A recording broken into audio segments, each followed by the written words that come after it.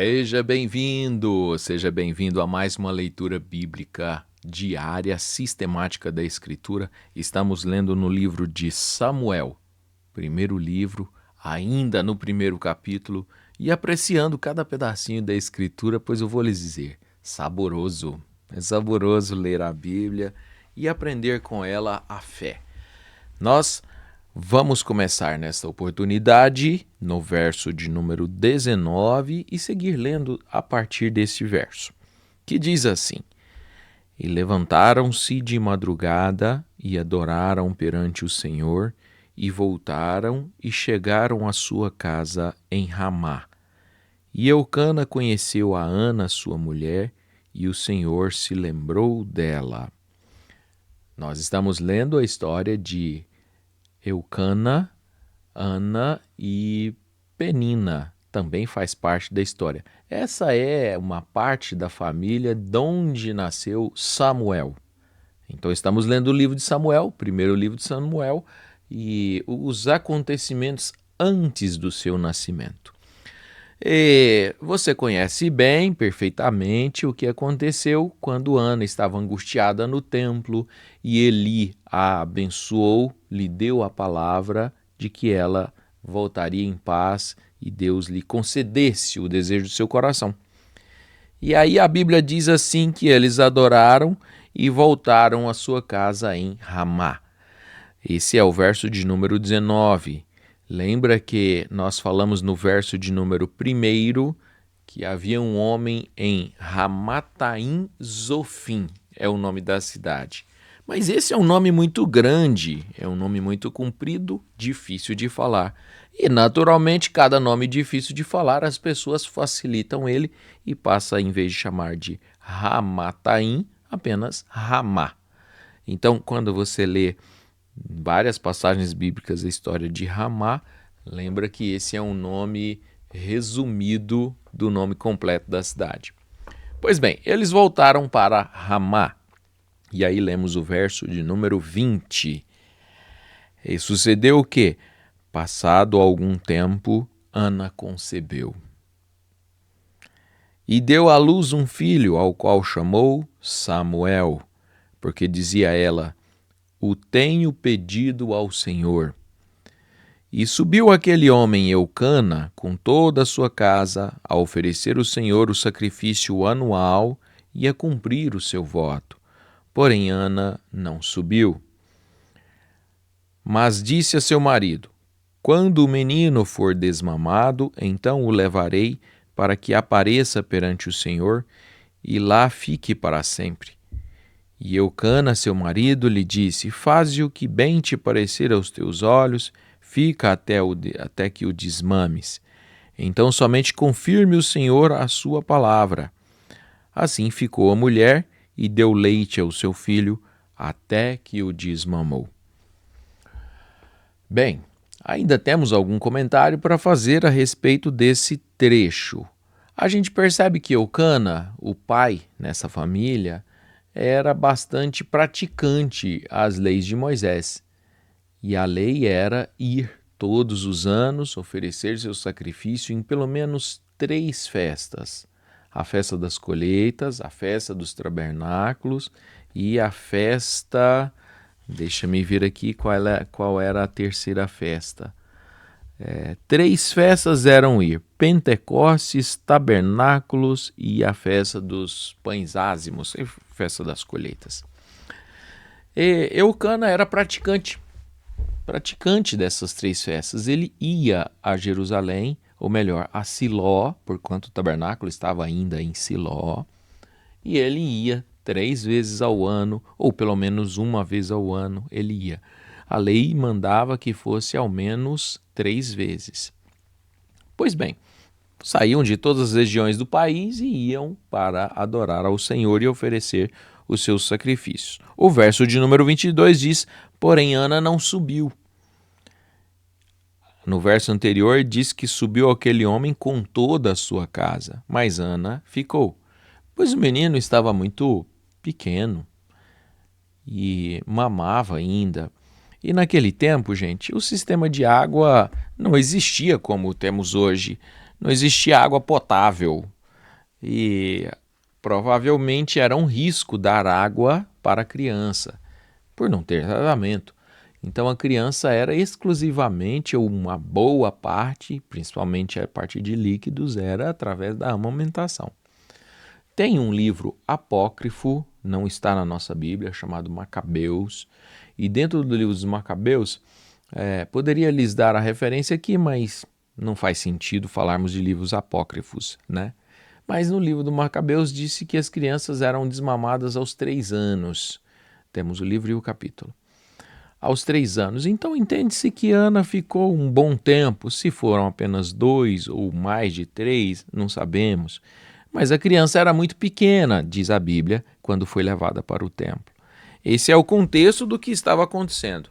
Daí, seguindo na Escritura, nós lemos no verso 24, depois da criança desmamada, que diz assim: E havendo-o desmamado, tomou consigo com 3 bezerros e uma efa de farinha e um odre de vinho, e levou-o ao Senhor em Siló. E era o menino ainda muito criança. E degolaram um bezerro e trouxeram o menino a Eli. E disse ela: Ah, meu senhor, viva a tua alma, meu senhor. Eu sou aquela mulher que aqui esteve contigo para orar ao Senhor. Por este menino orava eu, e o Senhor atendeu a minha petição que eu lhe tinha feito. Por isso também ao Senhor eu o entreguei por todos os dias que ainda viver, pois ao Senhor foi pedido e adorou ali ao Senhor. Aqui nós vemos o final do capítulo de número 2, o segundo capítulo, ou melhor, do capítulo de número 1, primeiro capítulo, e iremos agora para o segundo. Mas deixa-me fazer alguns comentários. A lei exigia que cada sacrifício pacífico, por exemplo, devia ser de pelo menos um bezerro, ou touro, como está escrito lá em Números capítulo 15, verso 9, e Números 28, versos 12, 20 e 28. Deveria ser um touro e 1/10 parte de uma efa de farinha. 10ª parte seria 10% de uma efa. Agora vamos ver, isso é o que a lei pedia, a lei exigia, especialmente para sacrifícios pacíficos, para dedicações. Mas você percebe aqui que ela deu 3 bezerros e uma efa de farinha. Então foi 3 vezes mais, no caso do animal, do bezerro ou touro, porque lá em Números diz touro, aqui bezerro, tanto faz, no caso de ser uma vida. E talvez até melhor do que apenas um bezerro novo. O touro é mais velho, portanto mais caro, mais valioso. Então a gente entende que a oferta dela foi mais do que Deus exigiu. A lição está escondida justamente aqui. Ela deu mais do que a lei exigia. E não foi só na questão do touro, do bezerro não, viu gente? Foi também na questão da farinha. A farinha era a 10ª parte. Em alguns sacrifícios era 1/3, ou seja, 33%, mais ou menos. Mas aqui a Bíblia diz para nós que ela deu uma efa de farinha e um odre de vinho e levou à casa do Senhor. Então, possivelmente a situação financeira de Elcana não era ruim. No entanto, lhe faltava um filho, vindo da sua esposa Ana. E eles ofereceram ao Senhor esta oferta. A gente percebe que quanto mais nós temos, mais nós, se é partir de um coração genuíno, se é partir de um coração verdadeiro para com Deus e realmente grato, quanto mais Deus nos dá, mais nós queremos dar também de volta para Deus. E aí se cria um ciclo que só gera grandeza. É um ciclo de grandezas. É o que nós vemos aqui.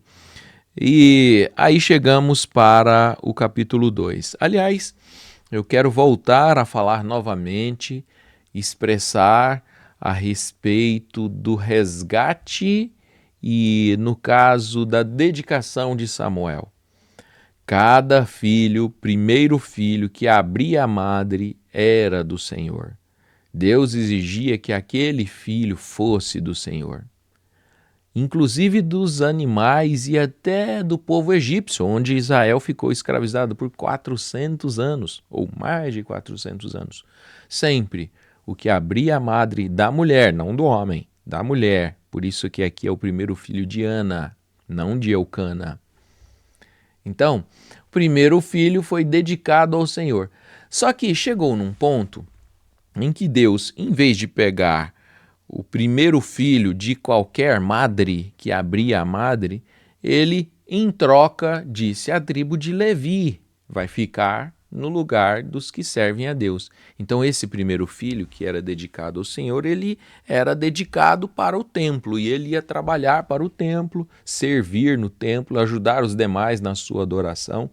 Mas Deus, depois de ter pedido o primeiro filho, saíram do Egito os que não tinham sido consagrados a Deus, foram mortos no Egito. Aí então Deus, vamos dizer, substituiu que apenas uma tribo, a tribo de Levi, fosse dedicada ao Senhor. E dos filhos de Levi, Levi teve 3. E de Levi ele escolheu um dos 3 para ser o sumo sacerdote. E os demais dos outros 2, a descendência dos outros 2 filhos, seriam levitas também, são da tribo de Levi, mas não seriam sacerdotes, seriam servidores em geral, músicos e todos os outros tipos que precisavam de trabalho, forneciam seu trabalho para o templo. Pois bem, de Arão, que foi a família escolhida para ser sumo sacerdote, de Arão veio Eleazar, se eu não estiver enganado, de Eleazar veio Finéias, e assim por diante. É claro que teve outros aí que morreram no meio, mas a história fala a respeito de sumos sacerdotes. E Samuel não era de nenhuma dessas tribos. Samuel era levita, mas não era descendência de Arão, não era da família de Arão, dos sumos sacerdotes, nem de Eleazar, nem de Finéias, nem nada. Se eu estivesse aqui para vocês uma árvore genealógica, eu mostraria para vocês a família de Eleazar e depois a sequência de onde saiu, do segundo filho, de onde saiu a família de Eucana, pois Eucana também era levita. Então, por isso sua mulher, que era levita também, casada com um levita, dedicou o seu filho, nada mais justo. E o segundo pensamento que a gente precisa aprender, não canse sua mente para aprender esses detalhes, pois eles são densos. Mas se você tem facilidade para captar, isso acaba sendo um bom conhecimento para a gente saber, né? Pois bem, cada filho de todas as 12 tribos era do Senhor. Sempre foram do Senhor. Mas para que a família criasse o seu filho, para que a família tivesse o seu filho em casa e ele fosse ali a sua bênção, a sua alegria de ser um primeiro filho da casa, então cada israelita dava uma porção em dinheiro no lugar do filho. Então ela levava o filho, aquela família levava seu primeiro filho no templo e dizia: Senhor, esse é o meu primeiro filho, ele é do Senhor. Mas para que eu possa criá-lo, eu lhe dou uma oferta. E os levitas então farão o serviço aí na casa do Senhor. Então essa, gente, é a lei do resgate. Era a lei do resgate. Cada filho que era apresentado, ele era levado ao templo, apresentado a Deus, apontado para Deus, esse é o primeiro filho, mas aqui está a oferta para o Senhor no lugar do meu filho, para que eu possa levar meu filho de volta e criá-lo e tê-lo comigo na minha companhia. Isso os pais faziam. Mas o voto de Ana é fácil de compreender. O voto de Ana diz: se o Senhor me der um filho, eu nem vou resgatá-lo. Eu abro mão do privilégio de criá-lo, de tê-lo comigo. Se o Senhor me der um filho, ele será teu. E mais do que isso, eu vou fazer um voto por ele. que a vida toda dele, ele será do Senhor. A navalha não chegará no seu cabelo, não beberá bebida forte e outras coisas que o nazireu fazia. Então, a gente percebe aí que ela dedicou e cumpriu o seu voto, que era dar sem resgatar o seu próprio filho. É claro que aí entra uma parte mais correspondente com o Novo Testamento, né? Ela é correspondente com o Novo Testamento porque Deus deu o seu Filho para resgatar cada um de nós, dos gentios. Ele resgatou, oferecendo o seu próprio Filho no lugar. E a história se encaixa, aliás, a Bíblia se encaixa de maneira bela, maravilhosa, muito mais do que a gente imagina. Esse é o comentário. Agora, eu vou lhes dizer aqui, não sei se eu começo a ler, se eu leio mais um pouco nessa continuação da nossa escritura bíblica, e acho que posso ler só mais um trecho. Capítulo de número 2, que diz assim: E então orou Ana e disse: O meu coração exulta ao Senhor, o meu poder está exaltado no Senhor, a minha boca se dilatou sobre os meus inimigos, porquanto me alegro na tua salvação. E essa é uma oração bonita, hein, gente? Na língua hebraica, a gente chama de magnificar. É a maneira de um cântico de adoração a Deus. E a Bíblia tem vários cânticos de adoração. Tem o cântico de Zacarias, ou o magnificar de Zacarias, e outras orações nesse sentido. É a gratidão dela por ter recebido um filho. Pois bem, ela disse isso e no verso 2 disse: Não há santo como o Senhor, porque não há outro fora de ti, e rocha nenhuma há como o nosso Deus. Não multipliqueis palavras de altivez, nem saiam coisas arrogantes da vossa boca, porque o Senhor é o Deus de conhecimento, e por ele são as obras pesadas na balança. Minha gente, será que Ana estava pensando nos sofrimentos, nas irritações que Penina, a sua rival, segunda esposa de seu marido, que tinha muitos filhos e irritava com muita superioridade, com muita prepotência, ela irritava a Ana porque ela não tinha nenhum filho? Pois isso inspirou ela a escrever essas palavras como essa: as obras são pesadas na balança. E realmente é o que havia acontecido com Ana. O verso 4 do capítulo 2. O arco dos fortes foi quebrado, e os que tropeçavam foram cingidos de força. Os que estavam fracos, tropeçando, agora foram fortalecidos. Os fartos se alugaram por pão, e cessaram os famintos.